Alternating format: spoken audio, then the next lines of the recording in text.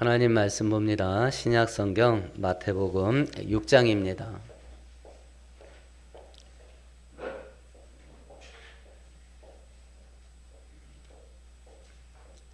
9절에서 13절까지 한 절씩 교독합니다. 그러므로 너희는 이렇게 기도하라. 하늘에 계신 우리 아버지여, 이름이 거룩히 여김을 받으시오며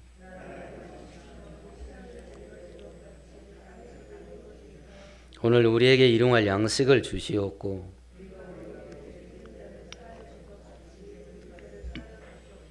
함께합니다. 우리를 시험에 들게 하지 마시옵고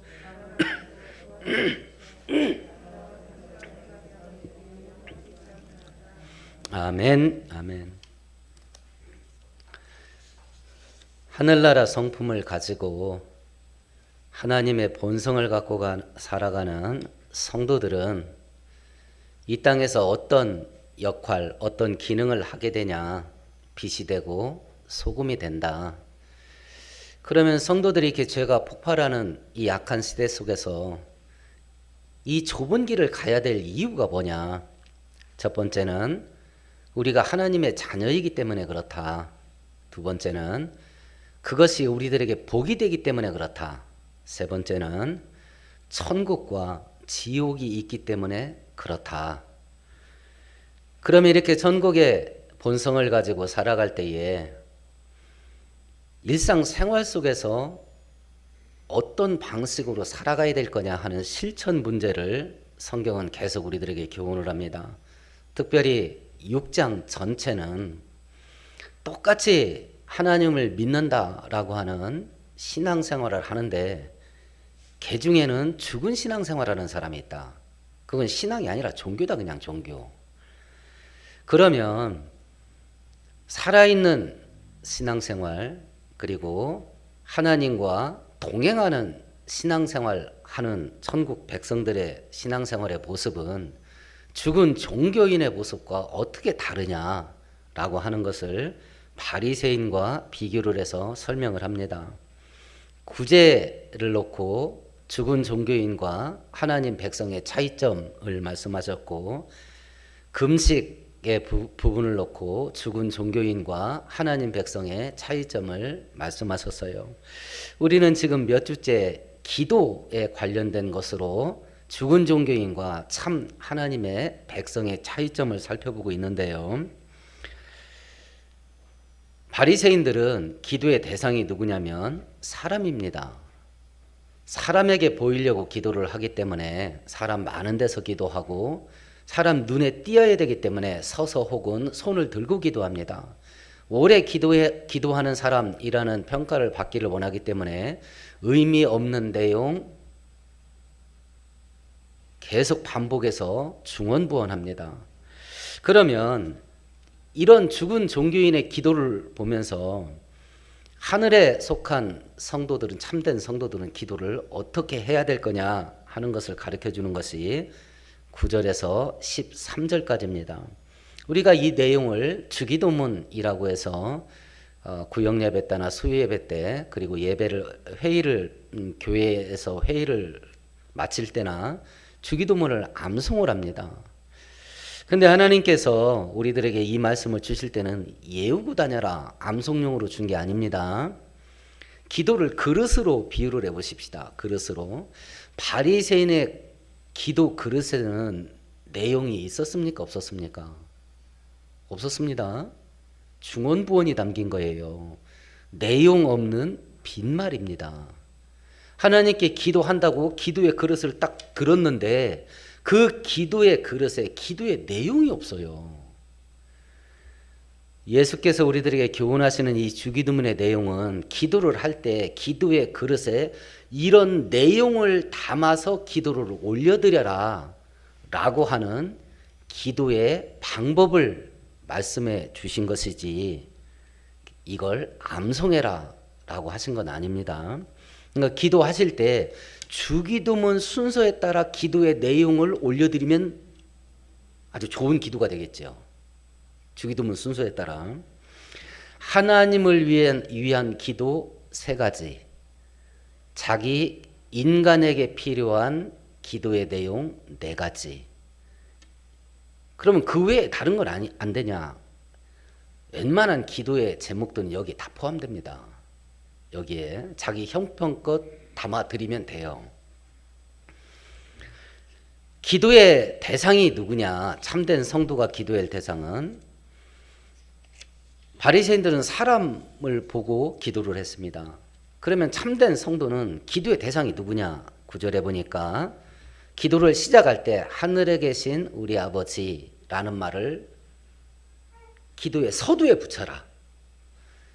이유가 뭐냐? 우리가 기도하는 대상은 다른 신이 아니다. 하나님께 기도하는 거다. 라는 사실을 네가 기도 시작하면서 네 입으로 고백해라. 네 입으로. 내가 지금부터 기도할 건데 이 기도는 다른 대상에게 기도하는 게 아니라 하나님께 하는 겁니다. 라고 하는 사실을 네 입으로 고백하면서 기도를 시작해라. 하나님께 기도하는 것, 우리의 기도의 대상은 하나님입니다.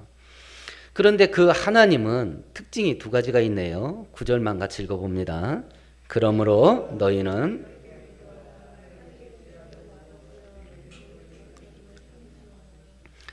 하나님은 우리 아버지시다. 아버지.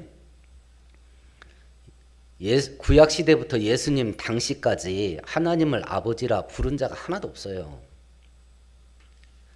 그리고 예수님이 사형 선고 받은 결정적인 이유는 네가 하나님 아들이냐라고 질문을 받고 그렇다라고 대답한 것 때문에 사형받은 겁니다. 네가 사람이 돼서 어떻게 하나님을 아버지라 하나? 그래서 하나님 이름을 망령되이 일컬었다는 제3계명을 어긴 죄목으로 사형을 언도받은 거예요. 그렇다고 한다면 그 하나님을 아버지라 부르는 것은 특권이겠어요? 올감이겠어요? 특권입니다. 특권입니다. 양자를 드릴 때 생각하세요. 부모 없는 고아를 내 양자로 입적을 시켜서 요즘은 굳이 양자로 들여가지고 또 막 핍박을 학대를 해가지고 죽이는 사람도 있더만, 그럴 거면 뭐하러 굳이 지 자식도 아니고 입양을 해서 그런 일을 벌이는지 모르겠습니다만은 정상적인 내가 부모가 되어줘야 되겠다라는 마음으로 입양을 했을 경우를 가정해 보십시다. 그러면 그 부모 없던 그 아이가 입양이 돼서 새로운 부모가 생겨서 그 부모를 엄마 아빠라고 부르는 것이 그 아이에게 어떤 의미가 있겠습니까? 그 아이의 복이에요. 그 아이의. 첫 번째는 하나님은 내 아버지입니다. 근데 그 하나님은 하늘에 계신 분이에요. 나는 땅, 하나님은 하늘. 위치를 구별하는 그 의미가 아니라고 그랬죠. 성경에서 여호와 하나님을 하늘에 계시다는 그 표현으로 굉장히 많이 반복하는데 전능자라는 뜻이에요. 전능자. 전능한 능력이 있기 때문에 못할 일이 없습니다. 태양을 멈출 수 있는 능력이 있어요. 여호수아 10장에. 그래서 하루가 1박 2일 됐던 적이 있었죠. 전장에서 승리를 하게 됩니다. 요한복음 11장에 보면 죽은 지 4일 지나서 구더기가 끓고 있는 나사로를 살려냈습니다. 못할 일이 없어요. 못할 일이 없는 전능한 하나님이 내 아버지입니다.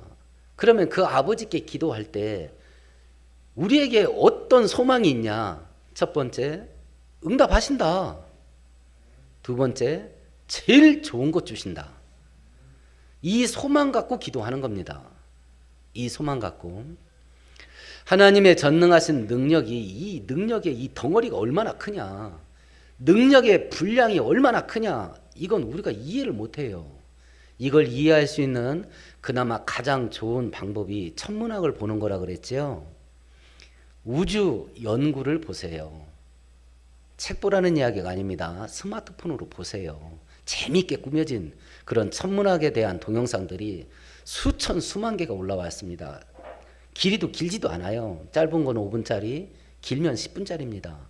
그런 것들을 눈여겨보게 되면 와, 하나님이 이렇게 광대하구나, 하나님의 능력이 이 정도구나 하면 내 인생 하나 바꾸는 건 진짜 아무것도 아닙니다.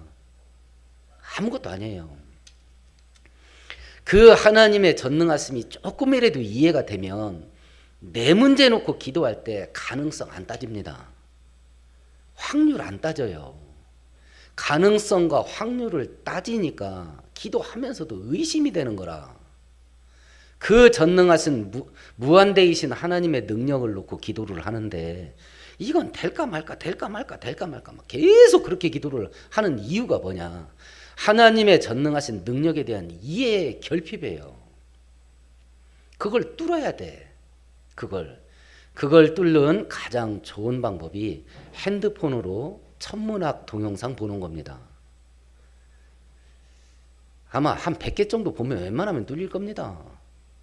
자기 전에 꼭 보세요. 자기 전에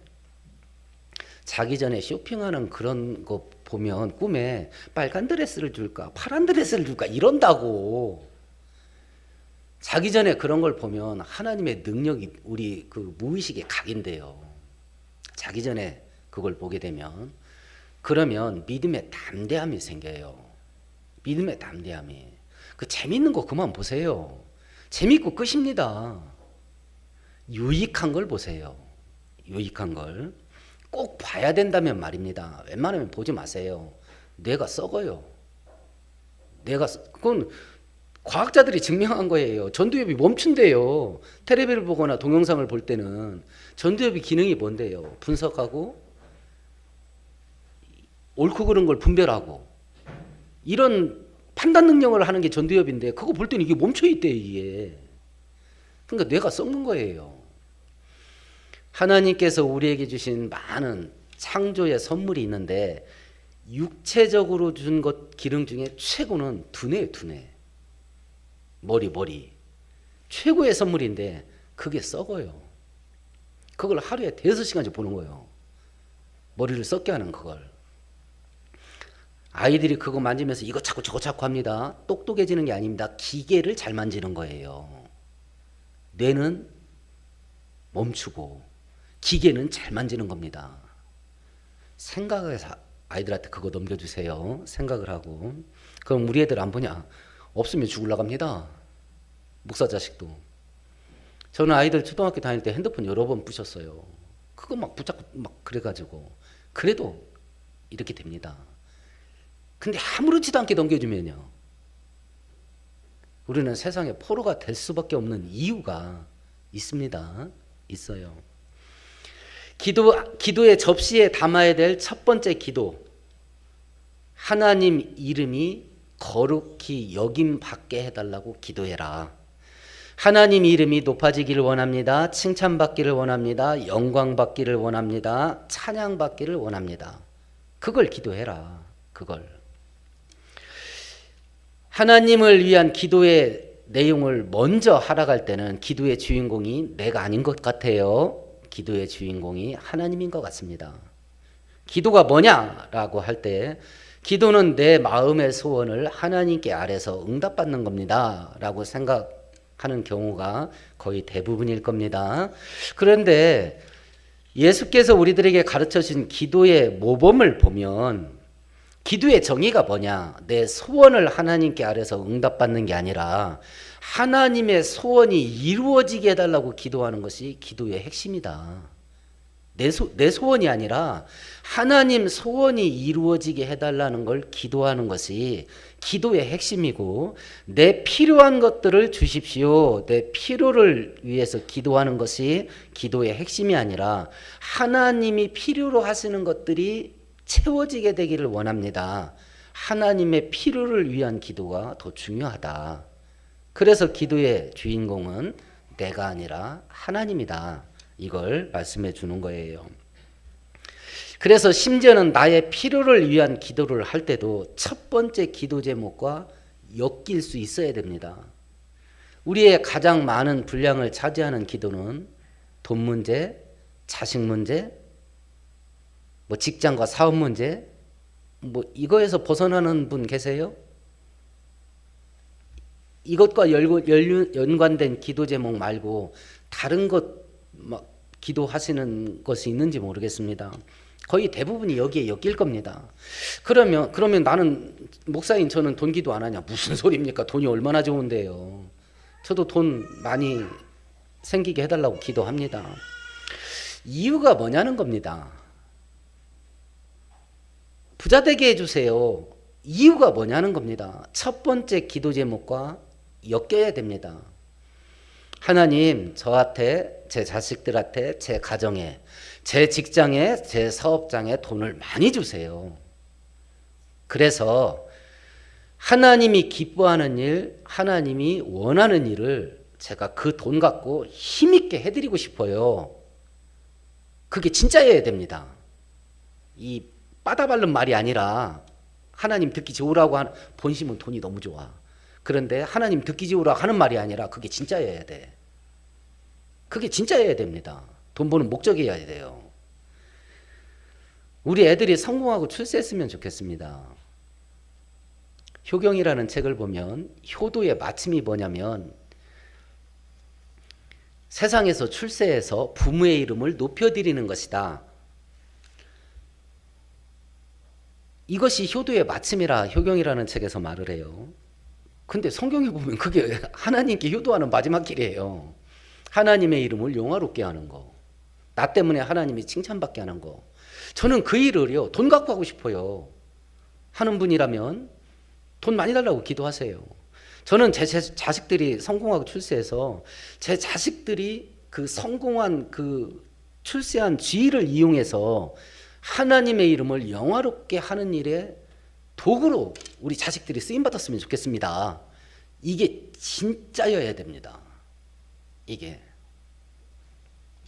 아르바이트 해도 하나님의 자식은 하나님이 당신 자식이라 존귀 여겨요. 그런데 그 자리에서 하나님을 영화롭게 할 수 있는 그 영향력의 그 범위가 이게 너무 거의 없어요. 거의 없어요. 잘해야 기독교적 관점 가지고 성실하고 진실하고 충성되게 일하는 것으로 주인에게 칭찬받을 수 있습니다. 그리고 시급 10,000원 받는 거예요.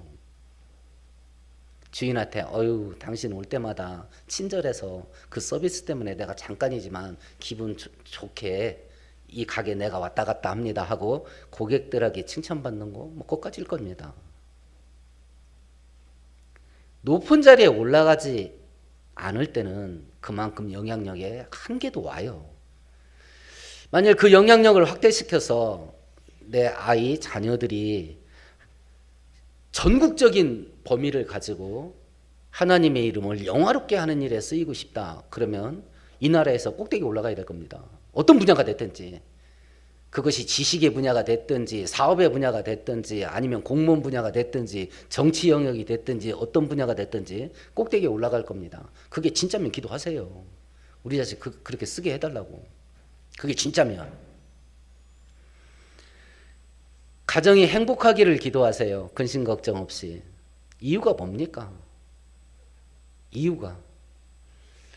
우리 가정이 그런 가정 되게 하셔서 내 주변에 있는 불신자 가정이 우리 가정을 볼 때마다 하나님을 칭찬할 수 있게 그런 말이 절로 나올 수 있게 우리 가정을 복되게 해주세요. 그리고 그 마음이 진짜여야 됩니다. 진짜여야 돼요. 그러면 하늘 열립니다. 그럼 하늘 열려요. 오늘은 하나님을 위한 두 번째 기도 제목을 살펴보십시다. 10절을 같이 읽어봅니다. 나라가 임하시오며 하나님 나라가 임하기를 원합니다. 쉬운 말로 표현하면 하나님 나라가 빨리 왔으면 좋겠습니다. 이런 뜻이에요. 하나님 나라가 빨리 온다. 주님 재림이 빨리 됐으면 좋겠다. 내가 천국 빨리 갔으면 좋겠다. 다 같은 의미입니다. 다 같은 의미예요. 그러면 아직 하나님 나라가 완성되지 않고 천국이 하늘나라에서는 천국이 완성됐습니다. 아직 이 땅이 존재하는 동안에는 그럼 천국은 어떤 상태에 있냐? 예수님께서 30살 되었을 즈음에 이제 구원자 사역을 공식적으로 시작을 하면서 맨 처음 내뱉은 말이 뭔지 혹시 기억나십니까? 회개하라, 천국이 가까웠느니라. 천국은 이미 왔습니다. 2000년 전에. 천국의 핵심은 공간이 아니에요. 천국의 핵심은 하나님입니다. 그 하나님 대신 예수님이 이 땅에 오셨잖아요. 그러니까 천국이 이미 온 거예요. 천국은. 그리고 예수께서 2000년 전에 십자가 죽으시고 부활하시고 승천하셨습니다. 그럼 지금은 아니냐? 바리새인들이 천국을 보여달라고 그랬습니다. 그랬을 때 누가복음 17장에 예수께서 대답하여 이르시되 하나님 나라는 볼 수 있게 임하는 것이 아니요 또 여기 있다 저기 있다고도 못하리니 하나님의 나라는 너희 안에 있느니라. 지금 여기 있대요. 하나님께서 만왕의 왕으로 다스리고 통치하는 그곳에 하나님 나라는 현실적으로 존재합니다. 내 인생 속에서 나 하나가 하나님을 왕으로 인정하고 왕 대신 하나님의 통치를 받으면서 순종하면서 살아가면 내 인생 속에 하나님 나라가 임한 겁니다. 내 가정이 하나님을 왕으로 인정하고 하나님의 통치 다스림에 복종하고 순종하게 되면 내 가정 안에 하나님 나라가 임한 겁니다. 우리 국가 영역 가운데 남한 가운데 하나님을 인정하지 않고 하나님을 배척하는 사람들 그런 영역들이 존재합니다. 거기에는 하나님의 나라가 임하지 않았습니다. 이해되십니까? 하나님 나라가 지금 여기에 우리와 함께 있다는 의미가 뭔지 하나님의 통치권. 하나님의 다스리는 그 통치권이 받아들여지냐 안 받아들여지냐. 받아들여지는 곳에서는 하나님의 나라가 임한 거예요. 하나님의 나라가. 미국 대통령이 아무리 힘이 세도 제가 미국 대통령 통치 안 받지요. 마찬가지입니다. 우리가 세상 나라에 살지만 하나님 나라 통치권을 인정하고 그 통치권 아래서 살아가면 내 인생 속에 하나님 나라가 임한 겁니다. 과거에 왔고 지금 존재합니다. 그러나 아직 완성되지 않았습니다. 실질적으로 천국에 내가 가야 하나님 나라가 완성됩니다. 그건 두 가지, 천국에 가는 방법은 두 가지가 있습니다. 가장 확실한 건 내가 죽어서 가는 겁니다. 내가 죽어서 가는 거. 두 번째는 나 살아있을 때 예수님 올 때 오는 겁니다. 그러면 이제 천국이 완성됩니다. 이걸 놓고 기도를 하라는 거예요.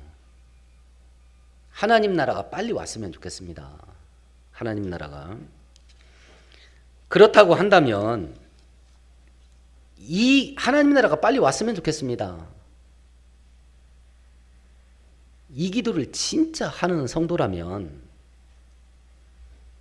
첫 번째 의미를 둬야 될 게 뭐냐면 내 인생 속에서 하나님의 통치권이 온전히 회복되게 사는 거. 이건 해야 될 거 아니냐.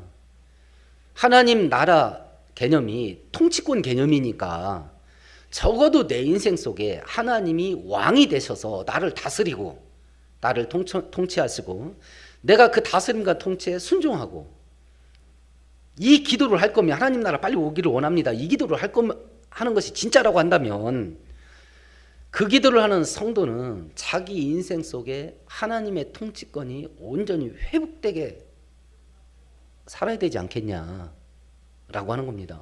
내가 하나님의 왕되심을 인정을 안 해. 내 인생은 내 거예요. 간섭하지 마세요. 하나님이 하실 일은 나한테 은혜 쏟아지게 부어주시고 간섭은 안 하는 것이 나를 위해서 제일 좋은 겁니다. 이게 대부분 현대 기독교인들의 마음이에요. 줄 건 왕창 주고 간섭은 안 하고. 이게 현대 기독교인들의 특징인데 이건 하나님의 통치권을 무시하는 거예요. 그러면 내 인생 속에 하나님은 내 노예. 내가 원하는 것을 해주는 내 노예. 하나님의 나라가 빨리 오기를 원합니다 라는 기도가 진짜라고 한다면 내 인생 속에 하나님의 통치권이 회복되게 하나님이 왕으로 나를 다스리시고 나는 그 통치에 복종하면서 사는 거, 이것이 온전해져야 돼요. 이것이. 근데 이게 안 된다. 안 되는 이유가 뭐냐? 에베소서 2장 한번 찾아보십시다. 신약성경 310페이지입니다.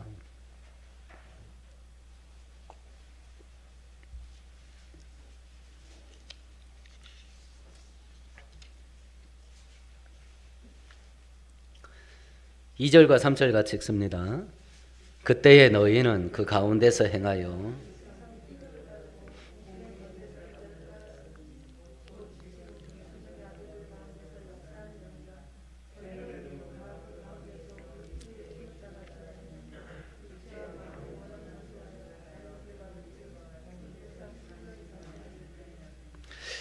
여기에서 마귀의 삼위일체라는 것이 나와요. 첫 번째는 세상의 풍조, 세상입니다. 두 번째는 공중권세 잡은 자, 마귀입니다. 세 번째는 육체의 욕심, 우리 안에 있는 아담의 타락한 본성입니다. 이것들이 역사하고 우리가 거기에 매여서 믿음의 길을 벗어난다. 그래서 하나님의 진노 가운데 스스로 들어가게 된다. 하나님께서 나를 다스리고 통치해서 나는 하나님의 통치를 받아들이고 하나님의 통치하심에 순종하면서 살아가야 되는데 현실은 그렇지 않다. 마귀가 있고 마귀의 주도권이 역사하는 세상이 있고 그리고 우리 안에 그 죄의 유혹 앞에서 내가 목이 끊어져도 이 일은 안 된다. 이런 게 아니고 우리 타락한 본성은 죄의 유혹이 오면 어떤 반응이 일어나는지 아십니까? 여러분들은 이렇게 안 해봐서 모르시겠는데 적극적으로 반응합니다. 죄 짓고 싶어 미칠 지경입니다. 그 반응이 일어납니다. 죄의 유혹이 오면 그럼 본인들이 혹여라도 그런 분이 없었겠지만 혹여라도 죄 짓고 불순종하게 있었다면 한번 생각해 보셔요. 하면 안 되는 걸 알았을 겁니다. 근데 왜 했는데요? 하면 안 되는 걸 알면서도 하고 싶어 미치겠는 거 아니에요. 그래서 한 거잖아요. 그래서 죄는 마지못해 한 죄가 없습니다. 하고 싶어서 한 겁니다. 하고 싶어서 미칠 지경이라서 한 겁니다. 그래서 죄의 책임을 피할 수가 없어요. 심지어는 하나님께서 신호까지 줬다고 그거 아니라고. 신호까지 줬는데도 했어요. 그거 하고 싶은 마음을 못 이겼던 거예요. 그래서 하나님의 통치권이 내 인생 속에 회복되려면 어떤 과정이 필연적이냐면 영적 전쟁을 피할 수가 없어요. 마귀와 세상과 내 안에 있는 아담의 타락한 본성이 계속 하나님을 대적하게 만드니까 이것과 싸우는 영적 전쟁을 피할 수가 없어요. 근데 내 힘 갖고 못 이기잖아요. 그래서 심령이 가난할 수밖에 없어요. 내 힘 갖고 안 되니까 은혜를 구할 수밖에 없고 하나님을 기댈 수밖에 없습니다. 근데 끝까지 기댈 수 있나? 넘어지고 쓰러지지. 그래서 천국의 백성 특징 중에 하나가 애통하는 자예요. 엉엉 웁니다. 자기 죄 때문에. 신세타랑 때문에 울고 무시당해서 울고 고달퍼서 울고 그래서 우는 게 아니라 이거 죄를 이겨야 되는데 이거 못 이기겠다 이거. 또 쓰러진다 또 쓰러져. 그것 때문에 우는 거예요. 천국 백성의 성품을 가진 자는. 그래서 하나님의 위로를 받고 살아요 또. 그래서 이 좁은 길을 가야 될 이유가 뭐냐? 복이 되기 때문에 가는 겁니다. 복이 되기 때문에. 이 기도를 하나님 나라 천국 빨리 왔으면 좋겠습니다 라는 기도가 진짜라고 한다면 첫 번째 자기 인생 속에서 하나님의 통치권에 순종하는 게 있어야 될 겁니다. 두 번째는 영적 전쟁이 있어야 될 겁니다. 세 번째는 천국에 대한 자기가 천국이 빨리 왔으면 좋겠다고 한다면 천국에 대한 소망이 불이 붙어야 될 겁니다. 예수 믿다 죽으면 천국 가겠지. 이런 정도가 아니라 열망이어야 됩니다. 갈망이어야 됩니다. 가고 싶어 죽을 것 같은 헐떡거림이어야 됩니다. 이게 빌립보서 1장에 이런 구절이 있습니다. 나는 이 둘 사이에 끼어 있습니다. 내가 원하는 것은 세상을 떠나서 그리스도와 함께 있는 것입니다. 그것이 훨씬 더 좋으나 내가 육신으로 남아 있게 되는 것이 여러분에게는 더 필요할 것입니다. 이게 뭔 소리냐면 바울 사도가 로마 감옥에 2번 체포돼서 투옥됩니다. 빌립보서는 첫 번째 투옥됐을 때 쓴 편지예요. 빌립보 교회에게. 내가 이 감옥에 갇혀서 원하는 게 뭔지 아냐. 나는 빨리 죽어서 천국 가는 게 내가 제일 소원이다. 그런데 너희들을 위해서 하나님께서 나를 풀어줄 듯 싶다. 너희들을 위해서, 너희들과 내가 육신으로 함께 있는 것이 유익될 게 있어서 하나님께서 나를 이번에는 살려주셔서 풀어줄 것 같다. 그러면 바울 사도의 마음은 지금 기분이 좋아요, 나빠요? 기분이 나쁜 거요. 자기가 진짜 좋아하는 게 뭔데? 감옥에 갇힌 김에 죽어서 천국 가는 게 지금 자기가 막 그걸 고대하고 앉아 있는데, 아유, 하나님이 이번에는 너 석방시켜 줄란다. 이랬던 거예요. 그러니까 바울 사도가 기분이 굉장히 나빠요. 아니, 좋잖아요, 분위기가. 감옥에 갇힌 김에 죽으면 되잖아. 근데 굳이 풀어주시겠다네. 그래서 바울 사도가 마음에 서운함이 있어요. 나는 빨리 죽어서 천국에 가고 싶은데 니네들 때문에 하나님이 나를 이번에는 살려서 풀어주실 것 같다. 이렇게 말했던 거예요. 열망이 열망. 갈망이 있어야 돼요. 천국에 빨리 갔으면 좋겠는데 그 이유가 뭐냐? 지금 이 땅에서 사는 게 지긋지긋해 죽겠어. 그건 현실 도피입니다. 이 땅에 내가 재벌로 살아요. 내가 지금 대통령이에요. 이 땅에서 부귀영화를 누리면서 사는데도 마음은 천국 가고 싶어 환장하겠는 거야.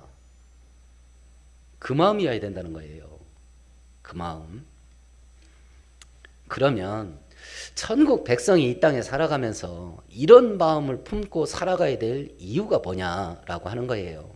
제가 언제 이런 마음을 내 마음에 이렇게 천국에 대한 소망이 뜨겁구나 라는 걸 언제부터 소유하게 됐냐면 개척하고부터였던 것 같아요. 그러니까 18년 됐습니다. 제가 성직자 된 건 거나 30년 됐습니다. 그러면 목사가 되고도 성직자의 길을 걸어가면서도 전반부 한 12년 정도는 어떤 마음이었냐? 성경이 믿고 죽으면 천국 간다니까 뭐 천국 가겠지. 성경에 천국이 있다니까 천국이 있겠지. 이런 마음으로 살았던 거예요. 이런 마음으로. 그러니까 막 불붙은 열망은 없어요. 그러니까 불붙은 열망이 있으니까 저는 아이들한테 지금도 자주 얘기합니다. 엄마 아빠가 의식이 없어서 딱 쓰러지거든. 3일은 생명 연장 시도를 해봐라. 뭐 전기 충족도 하고 뭐 이것저것 닌겔도 꼭 해봐라. 근데 3일 지나서도 안 깨어나면 그 연명치료 하지 마라. 아빠가 천국의 문고리에 손을 얹었는데 굳이 전기 충격 가지고 아빠 깨우지 마라. 아빠 깨우지 마라. 천국 그냥 문고리 잡은 김에 천국 가게 해라. 그렇게 지금 얘기합니다, 애들한테. 근데 이게 있겠지. 가겠지. 이런 마음이라. 이런 마음이면 두 가지를 못 이겨요. 두 가지를 못 이깁니다. 그 못 이기는 첫 번째가 뭐냐면 6장 24절입니다. 같이 읽어봅니다. 마태복음 6장 24절입니다. 한 사람이 두 주인을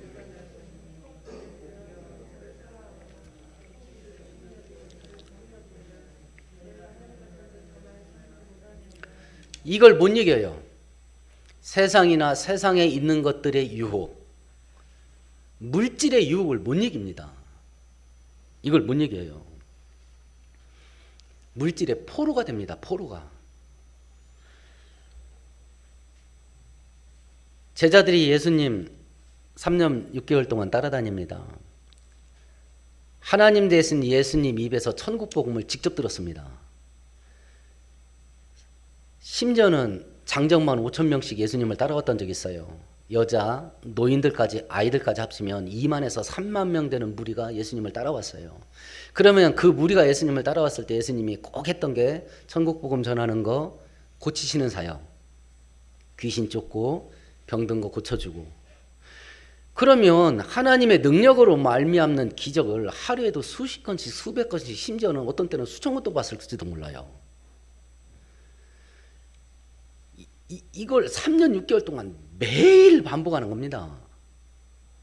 그런데 제자들이 그런 예수와 3년 6개월 동안 합숙 생활을 하면서 얻기를 원했던 게 뭔지 아십니까? 제자들이 제일 많이 지들끼리 싸웠던 게 뭐예요? 지들끼리 밥그릇 싸움했다고. 누가 더 큰 자냐? 요한복음 13장부터는 최후의 만찬 기록이에요. 사복음서 중에 제일 길어요. 몇 장에 걸쳐서 최후의 만찬 때 있었던 사건을 13장부터 길게 기록해요.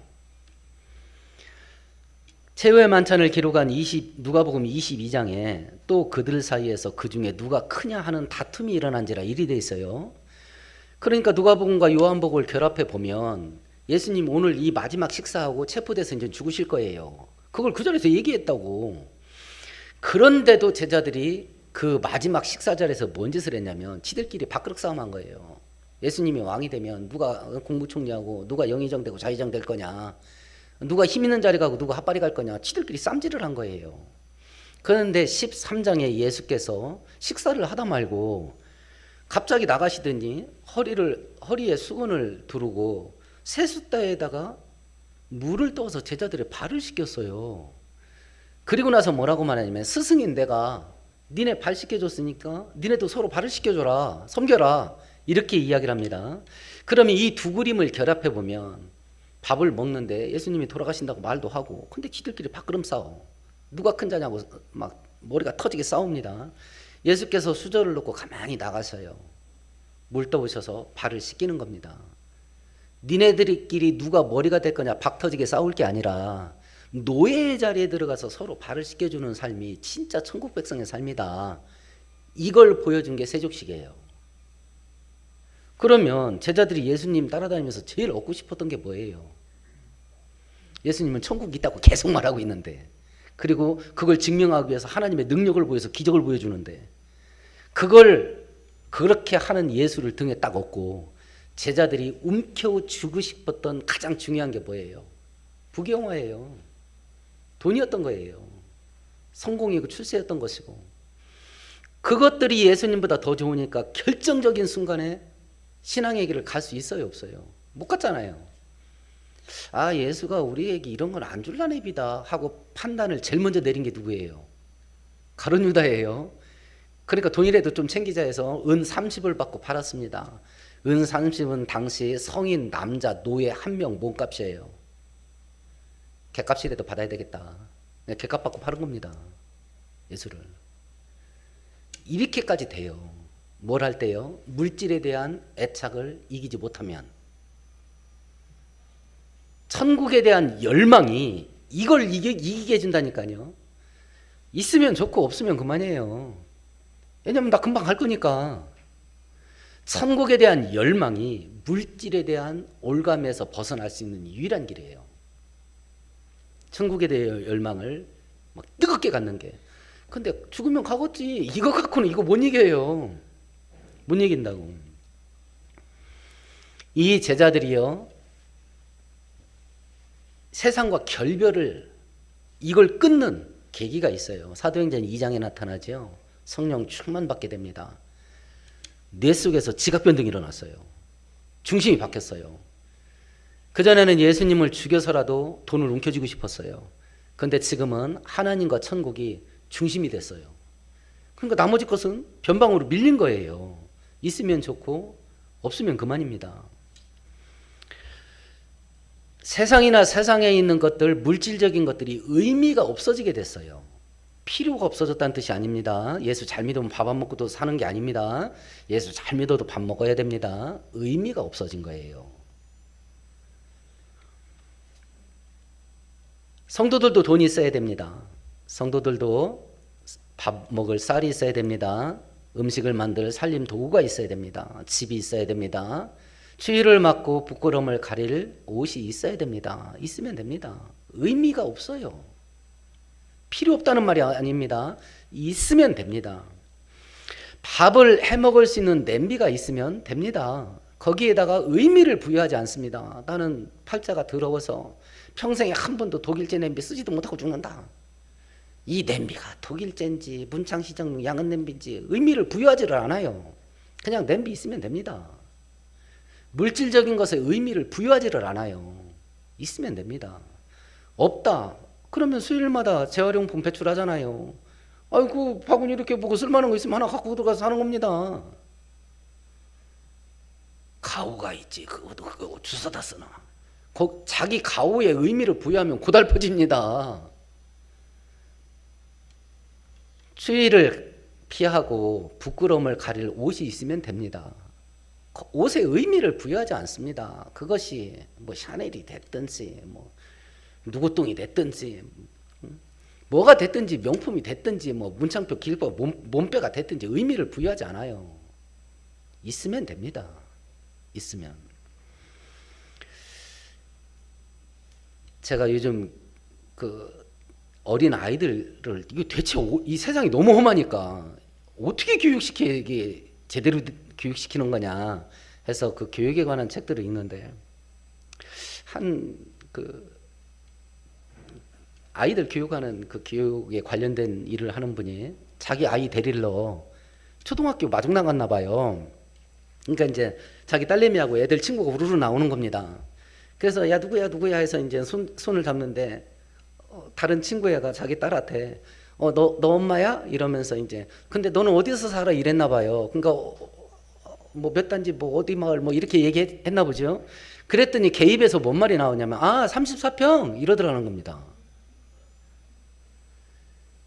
걔는 그 초등학교 다니는 그 어린애가 자기 친구들을 구분할 때 뭘로 구분하는 거예요? 아파트 평수로 구분하는 거예요. 34평 이러더라는. 그 분위기 보니까 걔는 34평보다 큰 집에 사는 것 같죠, 분위기가? 그러니까 자기보다 평수가 작으면 깔아보는 거예요.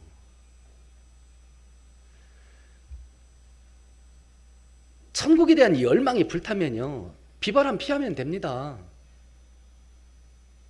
그래서 순중이하고 혜중이한테 결혼할 아내를 택할 때 텐트 치고도 산다는 여자애 데려와라. 그 아내가 호래비로 늙어 죽으라고 하는구만 그러더라고. 그렇잖아요. 진짜 좋아하면 텐트 치고라도 살 마음이 있어야지. 집은 의미가 없습니다. 아이고 참. 비바람 피하면 됩니다. 30평이냐 20평이냐 이것이 임대냐 아니면 메이크 건설업체냐 의미가 없습니다. 근데 지금 이 시대 사람들이 그런 것들에 의미를 두고 목숨을 걸어버리죠.